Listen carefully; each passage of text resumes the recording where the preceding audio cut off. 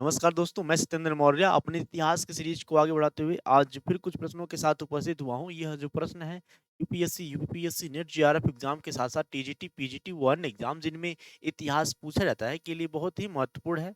हम इन प्रश्नों के माध्यम से इतिहास के एक बहुत बड़े सेक्शन का रिवीजन करेंगे, साथ ही साथ आगामी एग्जाम्स को देखते हुए प्रैक्टिस भी करेंगे। देखिए, ये जो सारे प्रश्न हैं प्राचीन एवं मध्यकालीन भारत के इतिहास से संबंधित हैं। ठीक है? और मैं इसे सॉल्व करने से पहले आशा करता हूँ आपका उपनयन संस्कार हो गया होगा। अगर नहीं भी हुआ है तो फिर जल्द से जल्द करा लीजिए। ये हमारा गुरुकुल है और गुरुकुल में प्रवेश से पहले उपनयन संस्कार ज़रूरी होता है। देखिए, पहला प्रश्न है, चोलों के संदर्भ में निम्नलिखित कथनों पर विचार कीजिए। चोलों के संदर्भ में निम्नलिखित कथनों पर विचार कीजिए। विजयालय विजयालय चोल साम्राज्य का संस्थापक था। चोल शासक अपनी नौसैनिक शक्ति के लिए प्रसिद्ध थे। ये 2 कथन दिए हुए हैं और 4 ऑप्शन है। तो हम पहले ही 2 कथन है इससे संबंधित जो तथ्य हैं, उन तथ्यों के बारे में जानेंगे और फिर अपने इस प्रश्न को चालू करेंगे। देखिए, जो चोल साम्राज्य था, इसका जो संस्थापक था यह था विजयालय। विजयालय क्या था? चोल संस्थापक का चोल साम्राज्य का संस्थापक था और यह लगभग 850 ईस्वी के आसपास इसने अपना जो साम्राज्य का क्या किया स्थापना किया। जो पल्लव शासक थे महाबलीपुरम में मंदिरों का निर्माण किए थे, ठीक है? उन्होंने ही उनके ही अधीन यह हुआ करते थे। तो विद्रोह करके विजयालय ने अपने यानी चोल साम्राज्य की स्थापना की। ओके, तो 850 ईस्वी के आसपास चोल साम्राज्य का जो संस्थापक हुआ है विजयालय, जो पल्लवों का क्या था सामंत शासक था। इसने 850 ईस्वी में तंजौर पर आधिपत्य स्थापित कर लिया ना, यहाँ पे तंजौर पर अपना आधिपत्य स्थापित कर लिया और 9वीं शताब्दी के अंत तक चोलों ने कांची के पल्लवों को पराजित कर दिया। और जो पल्लव थे, हालांकि उन्हें स्वतंत्रता भी प्राप्त किए थे और उनको पराजित भी कर दिया था। हाँ? इसी समय जो पांड्य थे, इस वाले रीजन में जो यहाँ पे पांड्य थे, पांड्य भी क्या हो गए कमजोर पड़ने लगे। यहाँ पे क्या पड़ने लगे? कमजोर पड़ने लगे। और यहाँ पे क्या हो जाएंगे इस वाले रीजन में? यहाँ पे हो जाएंगे चेर। देखना, ये भारत का क्या है, भारत का दक्षिणी प्रायद्वीप है ना, यहाँ पे। तो इस वजह से इसी को तमिलपुरम भी कहा जाता है। उधर नहीं जाएँगे। यहाँ पे अब क्या हो गए, ये जो पांड्य हैं, ये भी कमज़ोर पड़ने लगे, समय के अनुसार ये पतन होने लगे। देखिए, तो इनको जो इस समय यहाँ पे राष्ट्रकूट शासक थे ना, काफ़ी मजबूत शासक थे। राष्ट्रकूट, चोलों को इनसे सुरक्षा के लिए भी संघर्ष करना पड़ता था राष्ट्रकूटों से। हालाँकि पांड्यों से और पल्लवों से तो विजय प्राप्त कर ली, परंतु राष्ट्रकूट से इन्हें काफ़ी ज़्यादा संघर्ष करना पड़ता था। देखिए, और हम आगे चलें तो चोल शासकों ने ना अपने साम्राज्य में राजमार्गों का क्या कर दिया था जाल बिछा दिया था। राजमार्ग का जाल बिछा दिया था। इधर देखिए, इधर क्या है मालाबार तट है और उधर कोंकण तट है। तो दोनों तट पे क्या हो गया चोलों का आधिपत्य स्थापित हो जाएगा। अब ठीक है, आधिपत्य स्थापित हो जाएगा तो इससे क्या बोलेंगे खूब ज्यादा मार्ग का निर्माण कर देंगे, खूब ज्यादा मार्ग का निर्माण कर देंगे, जिससे क्या होगा, जिससे यातायात सुचारू रूप से काफ़ी ज़्यादा आसान हो जाएगा चलना, यातायात व्यवस्था। देखिए, और हम आगे चलते हैं। हालाँकि जो चोल थे, यह क्या किए थे, जो दक्षिण पूर्व एशिया है, ऐसे अगर हम ऐसे जाएँ तो यहाँ पे क्या है थाईलैंड है ना, यहाँ पे थाईलैंड थाईलैंड है, यहाँ पे क्या है बांग्लादेश है और इसके नीचे जावा, सुमात्रा, यहाँ पे इंडोनेशिया, मलेशिया, ठीक है, सिंगापुर और ऊपर यहाँ कंबोडिया है। तो इन सभी क्षेत्रों पे इन्होंने यहाँ पे श्रीलंका है ना, श्रीलंका, जावा इन सभी पे क्या कर लिया था, कब्जा कर लिया था। उसमें जो 2 बहुत प्रतापी शासक थे, कौन था? राजराज प्रथम, राजराज प्लस राजेंद्र। इन लोगों ने श्रीलंका पे और थाईलैंड, यहाँ मलेशिया, इंडोनेशिया, सिंगापुर। हालाँकि राजराज जो था वह जो यहाँ पे श्रीलंका था, इसके आधे क्षेत्र पे आई थिंक क्या कहते हैं कब्जा कर लिया था, परंतु राजेंद्र प्रथम इससे भी आगे बढ़ के पूरे श्रीलंका को कब्जा लिया था और यहाँ पे इस वाले पूरे रीजन को साउथ ईस्ट एशिया इस वाले क्षेत्र में पूरा का पूरा क्या कर लिया था, कब्जा कर लिया था। ये जो बे ऑफ बंगाल है ना, बंगाल की खाड़ी, इसे चोल सागर भी कहा जाने लगा। क्या कहा जाने लगा? चोल सागर। चारों तरफ ये चोल साम्राज्य से क्या हो गया था, घिर गया था ना, इसलिए चोल सागर का भी नाम दिया जाता है। तो याद रखिएगा। देखिए, जो चोल थे, चोलों ने क्या किया, इधर दक्षिण पूर्व एशिया पर क्या किया, कब्जा किया और उनसे काफी ज्यादा मजबूत व्यापारिक संबंध भी साथ साथ सांस्कृतिक संबंध भी स्थापित किया। हालांकि इनसे व्यापार करने के लिए बड़े बड़े गिल्डों का क्या हुआ, इसी समय दक्षिण में निर्माण हुआ। किसका? गिल्ड। गिल्ड वही थे व्यापारिक संघ यानी श्रेणी, ना? श्रेणियाँ हुआ करती थी व्यापारियों के, जिन्हें गिल्ड भी कहा जाता है। अब देखिए इसमें सिंचाई व्यवस्था पे ना सिंचाई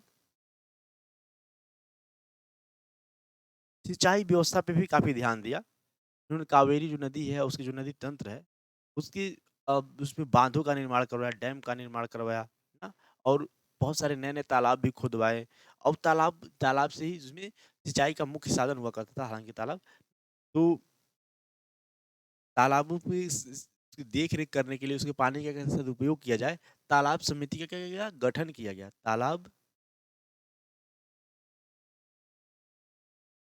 समिति तालाब समिति का इन्होंने गठन किया था। किसने? चोलों ने। तालाब समिति, ध्यान दीजिएगा। और हम आगे चलें तो हालाँकि जब इन्होंने दक्षिण-पूर्व एशिया में विजय प्राप्त किया और तो यह अब इस तरह से ये पूरा जो ये जल सागर है ना, ये जो क्षेत्र है, सब पे आधिपत्य स्थापित करने के लिए और जो ये इधर भी अपना क्षेत्र है ना, तो इधर इन सब पे अपना कायम दबदबा बनाए रखने के लिए उन्होंने एक मजबूत नौसैनिक सेना का गठन किया ना, नौसेना, मजबूत नौसेना का गठन किया। किसने? चोलों ने। चोलों ने मजबूत नौसेना का गठन किया। यस, ये भी सही है। जिसकी बदौलत इन्होंने दक्षिण पूर्व एशिया पे विजय हासिल की और उनके साथ व्यापारिक संबंध वगैरह स्थापित किए। हालाँकि इस समय कोरोमंडल तट और इधर सॉरी ये तमिलनाडु वाले क्षेत्र में कोरोमंडल तट और केरला वाले क्षेत्र में मालाबार तट, ये दोनों दोनों क्या हो गए थे? इनके अधीन आ गए थे। ओके, जिससे अब क्या हो गया? अब इनका जो बंगाल की खाड़ी और इस वाले रीजन में इनका पूरा प्रभुत्व स्थापित हो गया था। इसी को देखते हुए इन्होंने एक मजबूत नौसेना की स्थापना की थी। चलिए, तो हम अपने इस प्रश्न को सॉल्व करते हैं अपने डिस्कशन के आधार पे। तो विजयालय चोल साम्राज्य का संस्थापक था। यस, ये तो था। चोल शासक अपनी नौसैनिक शक्ति के लिए प्रसिद्ध थे। यस, थे प्रसिद्ध, काफ़ी इजी भी शासक नहीं बोल सकते, प्रश्न भी नहीं कर सकते, परंतु अच्छा था, अच्छा प्रश्न था ना। तो 1 और 2 दोनों क्या है? सही है। 1 और 2 दोनों सही हैं। चलिए हम चलते हैं अपने अगले प्रश्न पे। क्योंकि जो हमारा अगला प्रश्न है, यह है सिंधु घाटी सभ्यता से संबंधित है ना। सिंधु घाटी सभ्यता। सिंधु घाटी सभ्यता की कृषि पद्धतियों के संदर्भ में निम्नलिखित कथनों में से कौन-सा से कथन सही है? कौन से कथन सही हैं? सिंधु घाटी के लोग गेहूँ, जौ, राई, मटर, चावल, सरसों की कृषि करते थे। तो क्या पूछा गया है? सही है ना? ध्यान दीजिएगा। कांसे के उपकरणों का उपयोग खेती की जुताई, फसलों की कटाई, हँसिया के रूप में किया जाता था ना। हँसिया किसका? लोहे का ना, लोहे का, कांसे का। हाँ, ध्यान दीजिएगा। इस चरण में कपास की उत्पादन होता था। यस, ये तो वैसे लगाते देखते ही हम लोग कर सकते थे। हरियाणा के दौलतपुर और मिठातल में तथा उत्तर प्रदेश के हुलास में रागी बड़े पैमाने पर उपजाया जाता था। चलिए तथ्यों को देखते हैं पहले हम। देखो जो सिंधु घाटी सभ्यता थी, उस समय लोग जो थे,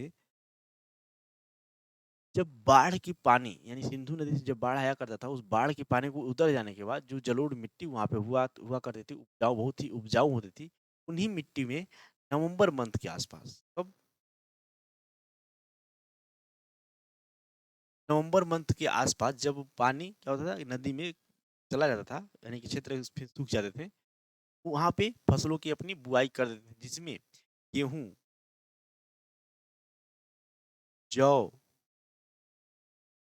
राई, मटर, चावल, सरसों, हाँ, इस तरह की अनेक फसलें वहाँ पे उगाते थे, बो देते थे, तिल बो देते थे और अगली बाढ़ आने से पहले, जब बाढ़ अगले फिर साल कब आएगा? मई, जून, जुलाई, अगस्त में आएगा ना, तो उस समय उससे पहले ही अप्रैल में ये लोग अपना फसल काट लेते थे, अपना फसल हार्वेस्ट कर लेते थे यानी काट लेते थे। तो हम और आगे चलें, मोहनजोदड़ो और मोहनजोदड़ो और हड़प्पा दोनों में अनाज के ना विशाल अन्नानागार पाए गए हैं। अन्नानागार ना,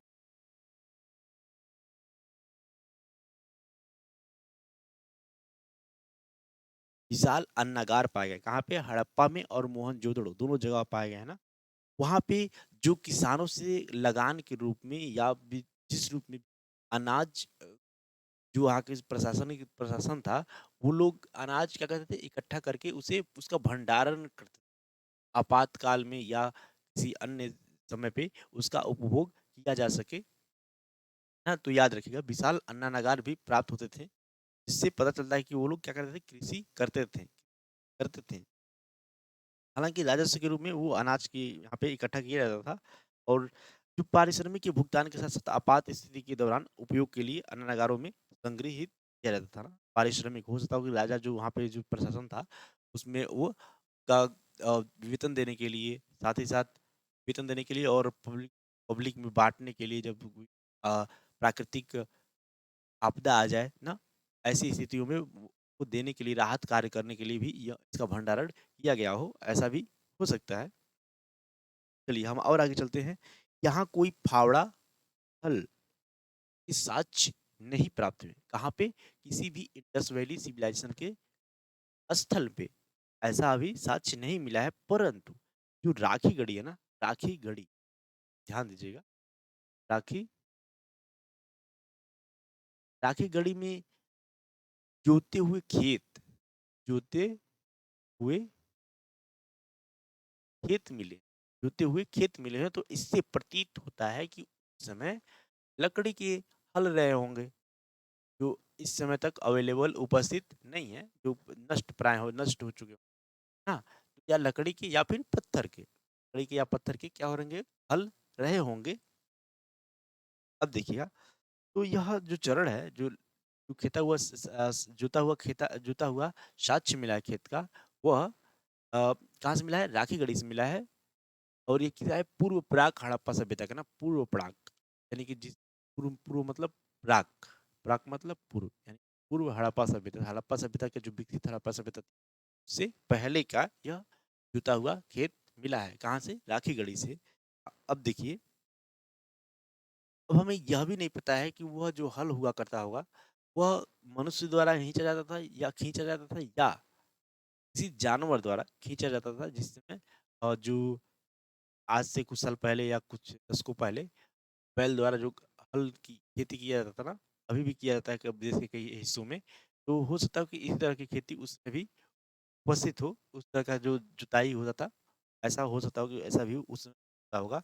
देखिए और आगे चलें, तो कपास का सर्वप्रथम उत्पादन जो कपास का उत्पादन विश्व में किया जाता है, इसका सर्वप्रथम उत्पादन करने का श्रेय इसको इंडस वैली सिविलाइजेशन सिंधु घाटी सभ्यता को ही दिया जाता है ना? ध्यान दीजिएगा, सिंधु घाटी सभ्यता को ही कपास उत्पादन का पहला करने का उत्पादित करने का श्रेय सिंधु घाटी सभ्यता को ही दिया जाता है। और आगे चलते हैं, जो इसका नाम है ना, जो इसका कपास का नाम, वो सिंडन से बना है। सिंडन सिंडन मतलब सिंधु नदी के नाम पे ही ये इसका नाम पड़ा है, सिंडन। ओके, चलिए, अब जो रागी है ना, रागी, इसमें रागी कहीं पे नहीं आया है, रागी कहीं नहीं आया। रागी का क्या होता है? अभी भी जितने भी इंडस वैली सिविलाइजेशन के स्थल हैं, उन सभी किसी भी स्थल से रागी के साक्ष्य नहीं प्राप्त हुए हैं। रागी क्या है? एक खाद्य पदार्थ है। ओके, देखिए, तो हम चलते हैं अपने प्रश्न को सॉल्व करते हैं। जो डिस्कशन किया, उस डिस्कशन के आधार पे अपने प्रश्नों को सॉल्व करते हैं। पहला है ऑप्शन है ऑप्शन नहीं है, क्या है? कथन है, सिंधु घाटी के लोग गेहूँ, जौ, राई, मटर, चावल, सरसों की कृषि करते थे। अगर इसमें रागी भी होता तो वो क्या होता है? गलत होता है, परंतु ये क्या है? सही। कांसे के उपकरणों का उपयोग खेतों की जुताई और फसलों की कटाई के लिए हंसिया का रूप में किया जाता था, यानी हंसिये का प्रयोग किया जाता था? नहीं, हमें अभी तक इसके साक्ष्य नहीं प्राप्त हुए हैं, परंतु हो सकता हो कि यह पत्थर के हंसिया रहे होंगे फसल कटाई करने के लिए। हाँ, देखिए, हरियाणा के दौलतपुर और मिठातल में तथा उत्तर प्रदेश के हुलास में और रागी बड़े पैमाने पर उगाया जाता था, यानी कि बड़े पैमाने पर यहाँ पे क्या रागी उगाया जाता था, रागी, ऐसा साक्ष्य कहीं से भी नहीं प्राप्त हुआ है। हमारा ऑप्शन क्या हो जाए? केवल एक और ऑप्शन डी क्या है? सही है। चलिए हम अपने अगले प्रश्न पे चलते हैं। हमारा अगला प्रश्न है चैत्य एवं बिहार। चैत्य एवं बिहारों के विकास के संदर्भ में निम्नलिखित कथनों पर विचार कीजिए। चैत्य एवं बिहार बौद्ध और जैन दोनों के मठी संकुल मतलब परिसर के भाग थे, यानी कि यह बौद्ध एवं जैन दोनों के धर्म में बहुत ही महत्वपूर्ण भूमिका निभाते हैं और या उनके जो मठ हुआ करते थे उसके यह दोनों चैत्य विहार क्या होते भाग थे। दूसरा, शैलकृत चैत्य एवं विहारों का उद्गम मौर्य काल में हुआ। कब हुआ? मौर्य काल में हुआ। ऐसा बताया गया, हमें बताना क्या है, सही है, गलत। तो हम फिर चलते तथ्यों को जानते हैं और फिर अपने प्रश्न को सॉल्व करेंगे। देखिए, जो गुफाओं से संबंधित जो मुख्य दो प्रकार की विशिष्ट वास्तु कलाएं हैं ना, वास्तु कलाएं हैं, उनमें है एक चैत्य और दूसरा बिहार। पहला चैत्य, दूसरा बिहार। देखिए, जो स्तूप का निर्माण हुआ था ना, स्तूप स्तूप बिहार और बौद्ध स्तूप, बिहार और चैत्य, ये तीन क्या है, बौद्धों में और जैनों दोनों में क्या थे, बहुत ही प्रचलित थे। जो मठ हुआ करते थे वहां पे ये लोग इसका निर्माण किया करते थे। हाँ? लेकिन इनमें अधिकांश प्रतिष्ठान जो है ना, वो क्या है, बौद्धों से माने जाते हैं, क्योंकि वह ये अभी भी वर्तमान में उपस्थित है, अभी भी वर्तमान में उपस्थित है। परंतु जैनों से भी यह जैनों में भी यह क्या था, प्रचलित था। जैनों में प्रचलित था, लेकिन किसी कारणवश यह इस समय तक मौजूद नहीं है। तो हम बात करते हैं विशेष रूप से चैत्य के बारे में। चैत्य जो था यह पुजार्थ था ना, पूजा के उद्देश्य से बनाया जाता था। पूजा करने के उद्देश्य से इसका निर्माण किया जाता था, चैत्य का। और बिहार,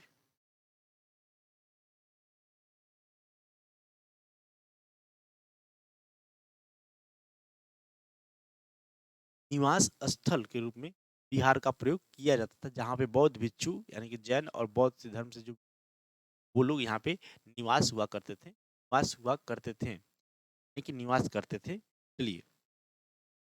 और इसकी जो आंतरिक स्ट्रक्चर था, जैसे पिलरदार हुआ करता था, जो किसके लिए, इसमें चैत्य के अंदर क्या होता था, और वहाँ पे आर्कनुमा आर्कनुमा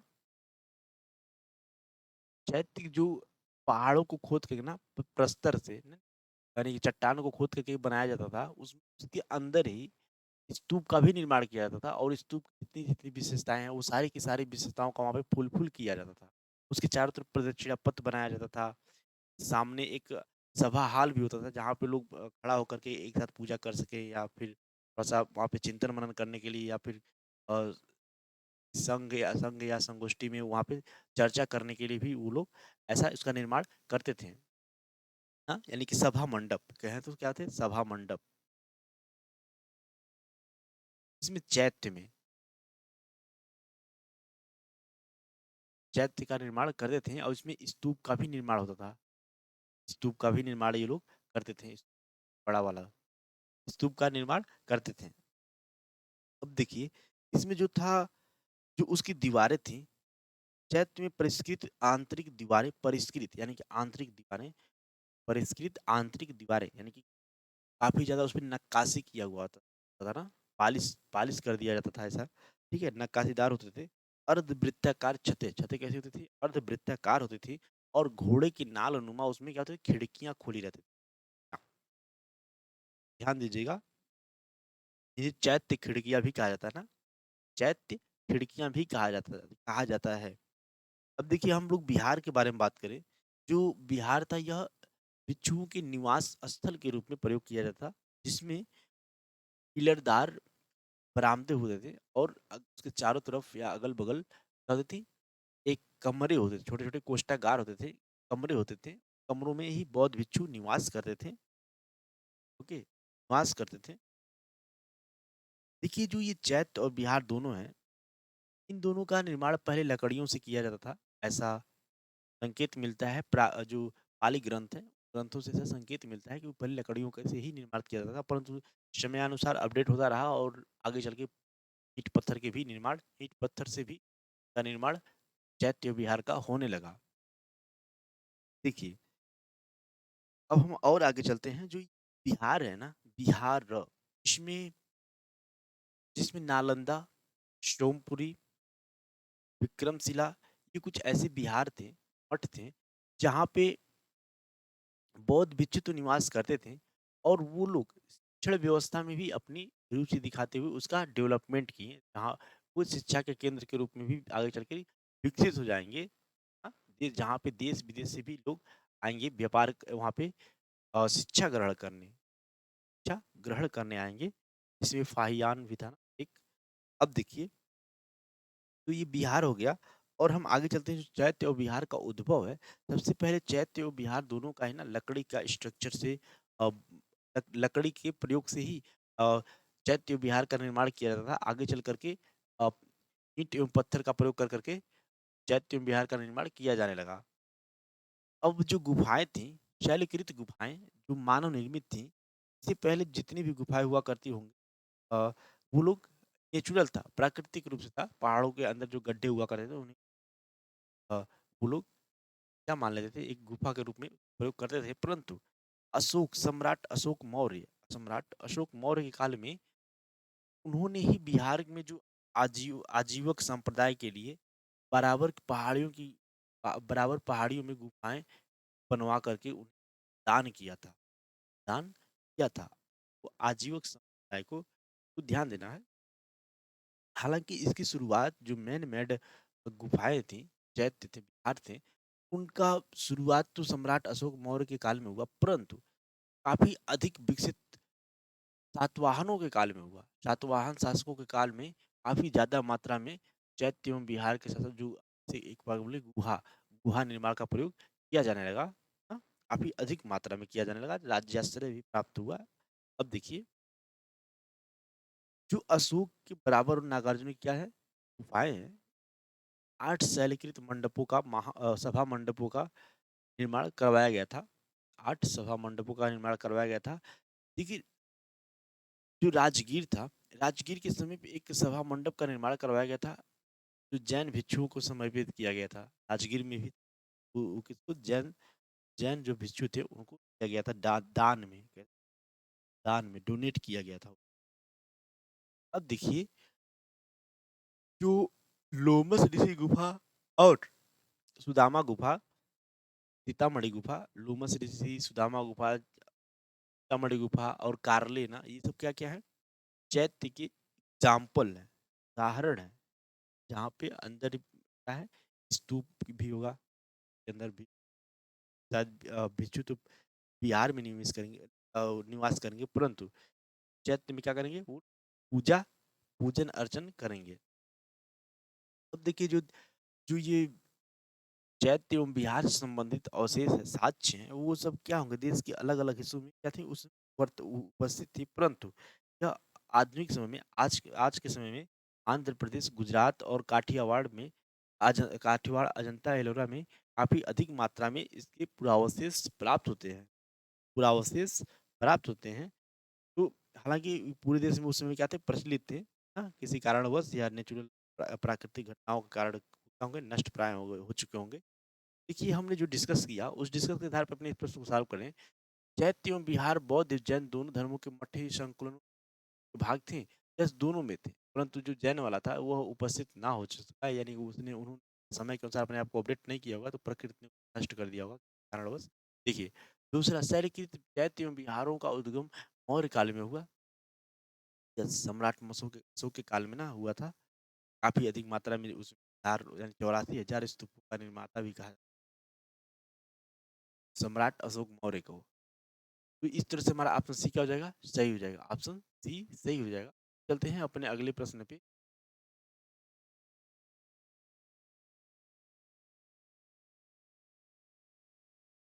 निम्नलिखित में से कौन से कारक मगध के 16 महाजनपदों में सबसे शक्तिशाली महाजनपद के रूप में उभरने हेतु उत्तरदायी है? हाँ, 4 ऑप्शन है। लौह खदानों की उपस्थिति, उपकरणों एवं हथियारों के लिए संसाधन उपलब्ध कराना, हाथी मगध की सेना का एक महत्वपूर्ण अंग थे, बिंबिसार, अजातशत्रु और महापद्मनंद जैसे महत्वाकांक्षी शासक एवं मंत्री सभी का महती योगदान के कारण ही जो मगध साम्राज्य था उसका उस पर हुआ था। ऐसा पूछा जा रहा है तो इसमें से कौन सही है हमें यही बताना है ना कौन सही है तो चलिए फिर तथ्यों को देखते हैं सॉल्व करेंगे अपने देखिए जो महाजनपद थे वह जब धर्म युद्ध चल रहा था 6वीं शताब्दी बीसी में तो उस समय जैन धर्म बौद्ध धर्म का काफी अधिक प्रचलित थे पे नहीं जाएँगे, परंतु उसी के समय 16 महाजनपद उन्हीं लोगों के समय 16 महाजनपद के रूप में जो उत्तर भारत, उत्तर एवं मध्य भारत था, साथ ही साथ जो अस्मक था ना, अस्मक गणराज्य, अस्मक राज्य था, वह कहाँ पे था? महाराष्ट्र में था, मुंबई वाले क्षेत्र में था। तो हम वो क्या था, वही एकमात्र अ, 16 महाजनपदों में से एक जनपद है जो कहाँ पे था? दक्षिण में था। परंतु अन्य जो 15 हैं वो कहाँ थे? उत्तर मध्य भारत में ही उपस्थित थे। 16 महाजनपदों में से मगध का जो उत्कर्ष हुआ, अन्य जो जनपद थे उन सभी पे क्या हुआ? इसका अधिकार स्थापित हो गया, यानी कि मगध ही सब पे एक जेता, एक प्रकार से विजेता के रूप में उभरा। तो देखिए, जो 16 महाजनपद राज्य कुलीन गणराज्य थे, यानी महाजनपद थे, कुछ गणराज्य थे, वो 4ठी शताब्दी ईस्वी पूर्व से लेकर के, यानी सॉरी 6वीं शताब्दी ईसा पूर्व से लेके 4ठी जब को जो महापद्मनंद, धनानंद, इन सब का जो पतन होगा, उसका मौर्यन अम्पायर आएगा, उससे पहले जब मगध ही क्या होगा? उत्कर्ष होता है। हालाँकि मौर्यों का भी राजधानी क्या था? वो जो सेंटर पॉइंट था वो मगध ही रहेगा। तो मगध का यहाँ से क्या हुआ? उत्कर्ष हुआ। इसकी उत्कर्ष में कौन-कौन सी अ, सहायक की भूमिका निभाए थे, कौन-कौन से वो कारण थे जिससे मगध ही उत्कर्ष हुआ, मगध का ही उत्कर्ष हुआ और अन्य जो गणराज्य, अन्य जो राज्य थे वो पतन हो गया या विलय हो गया किसमें? मगध गणराज्य में, मगध राज्य में। देखिए, तो कौन-कौन से कारण है हम उसको देखते हैं। पहला है उपजाऊ जमीन, उपजाऊ जमीन। देखिए उस समय जो यहाँ की जो नदियाँ हैं, गंगा, यमुना की जो नदियाँ थी, नदियों की जो गंगा यमुना नदी तंत्र है, उनसे जो हर साल बाढ़ के द्वारा जो लाया जाता था ना, मिट्टी काट करके जमाव करती थी, वो बहुत ही उपजाऊ हुआ करती थी। इस तरह से अधिशेष उत्पादन हुआ करता था। अधिशेष उत्पादन, उत्पादन में क्या हो गया? वृद्धि हो गया। अधिशेष,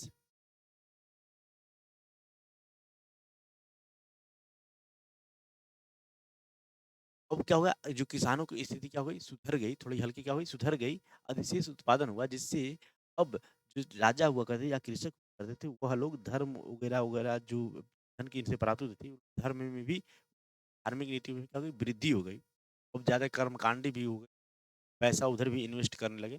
साथ ही साथ राजा के पास भी आय अधिक प्राप्त होने लगा, जिससे वह अपनी जो युद्ध से संबंधित जो उपकरण थे, उन सबको खरीदने में, उनको निर्माण में अधिक धन देने, क्या कर रहे हैं? धन का प्रयोग करने लगे। अब देखिए, एक प्रकार से ये था, अधिशेष उत्पादन भी एक कारण है। दूसरा, जो गंगा थी, गंगा नदी की तंत्र थी, वहाँ पे गंगा थी, यातायात का आवागमन के लिए, हालाँकि व्यापार वाणिज्य के लिए भी इसका प्रयोग, जो जल था, जल संसाधन का प्रयोग किया जाने लगा, ठीक है? व्यापार एवं वाणिज्य के लिए भी इसका प्रयोग किया जाने लगा। साथ ही साथ जो उस समय एक पहाड़ी थी ना, जो क्या था, उसका राजधानी था राजगिरी, राजगिरी, वह एक तरफ से, 2 तरफ से, एक 3 तरफ से एक प्रकार से मान लें, हाँ? तो पहले क्या था, एक सोन नदी आती थी दक्षिण से, दूसरी गंगा नदी, संगम पे वह क्या था?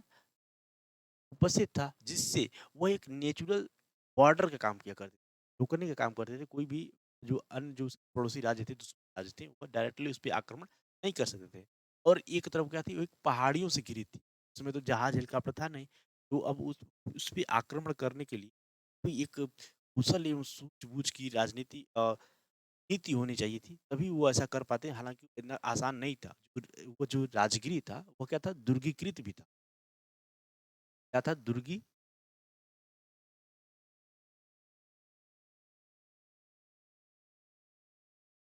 दुर्गीकृत भी था ना, जिसमें उसके चारों तरफ से दीवार का निर्माण कर दिया गया था विशाल, और खाई भी खोद दिया गया था किसकी? राजगिरी के चारों तरफ, जिससे क्या हो, दुश्मन पे अटैक ना कर पाए। और मैं आपको बता दूं, जो उस समय थी गज सेना, यानी कि हाथी, हाथियों का भी रोल क्या था? बहुत ही अहम था युद्ध में।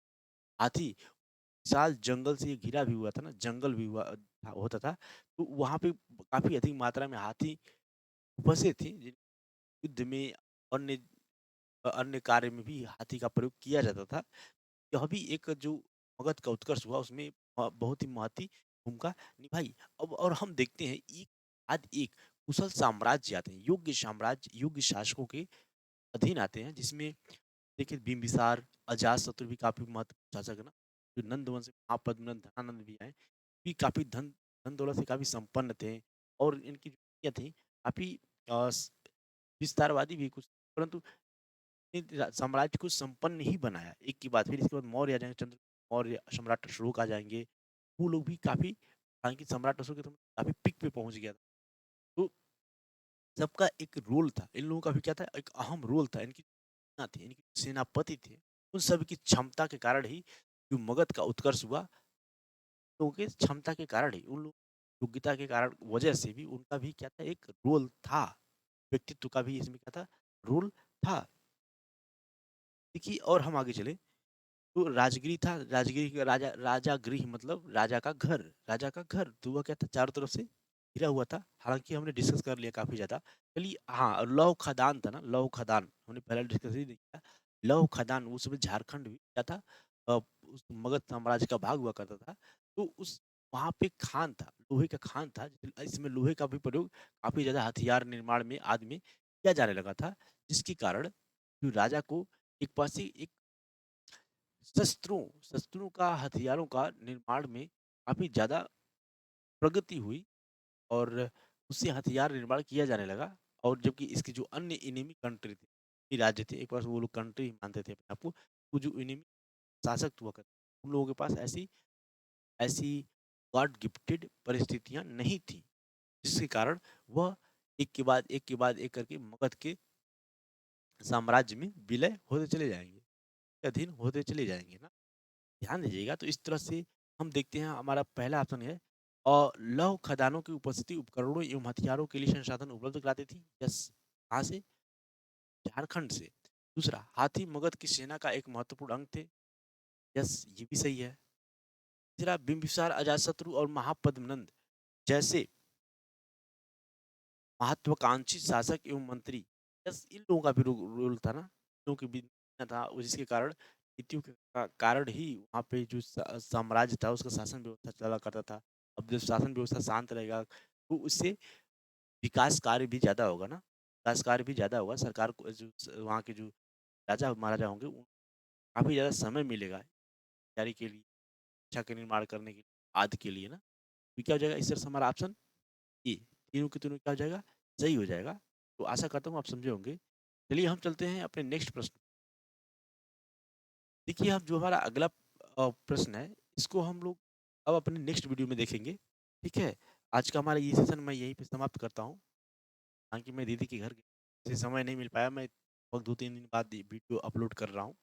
अब कंटिन्यूअसली मैं अपने समय अनुसार हफ्ते में एटलीस्ट 3 जो ये प्रैक्टिस है, प्रैक्टिस सेशन ऐसा मैं अपलोड करता रहूँगा क्रम क्रम से आगामी एग्ज़ाम्स को देखते हुए। हिस्ट्री का तो वैसे चलता रहेगा और जो ज्योग्राफी है, पॉलिटी है, उन सब का मैराथन वीडियो आएगा केवल, मतलब इतना ज़्यादा एक्सप्लेन उसमें नहीं होगा। हम लोग का ऑप्शनल पेपर है हिस्ट्री, इसलिए मैं हिस्ट्री को इतना डीप में पढ़ा रहा हूँ।